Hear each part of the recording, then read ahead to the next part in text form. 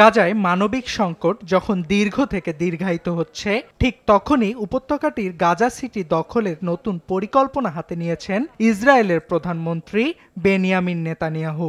শুক্রবার দেশটির নিরাপত্তা বিষয়ক মন্ত্রিসভার বৈঠকে অনুমোদিত হয়েছে এটি। আর এতেই নিজ দেশ সহ বহির্বিশ্বের তোপের মুখে পড়েছেন Netanyahu. The Security Council will now begin its 454. এরই মধ্যে ইসরায়েলি নীল নকশার নিন্দা জানিয়েছে জাতিসংঘ।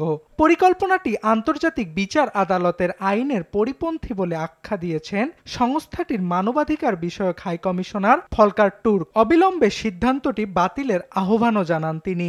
এদিকে চলমান ইস্যুটি নিয়ে রোববার জাতিসংঘের নিরাপত্তা পরিষদের একটি বৈঠক অনুষ্ঠিত হওয়ার কথা রয়েছে।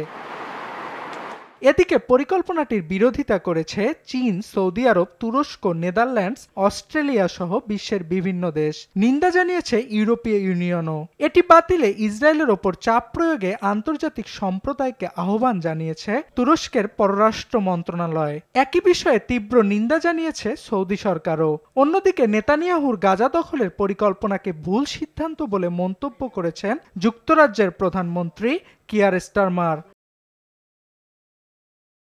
ইসরায়েলি প্রতিরক্ষা বাহিনী আইডিএফ পরিকল্পনাটির বিষয়ে বিস্তারিত না জানালেও এটি নিয়ে চাঞ্চল্যকর তথ্য প্রকাশ করেছে মার্কিন গণমাধ্যম সিএনএন। ইসরায়েলি কয়েকটি সূত্রের বরাত দিয়ে গণমাধ্যমটি জানায় 2 ধাপে গাজা দখল করবে ইসরায়েলি সৈন্যরা।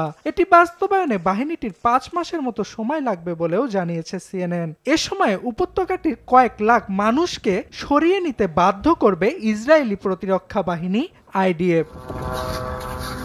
অর্ণব প্রসাদ, RTV।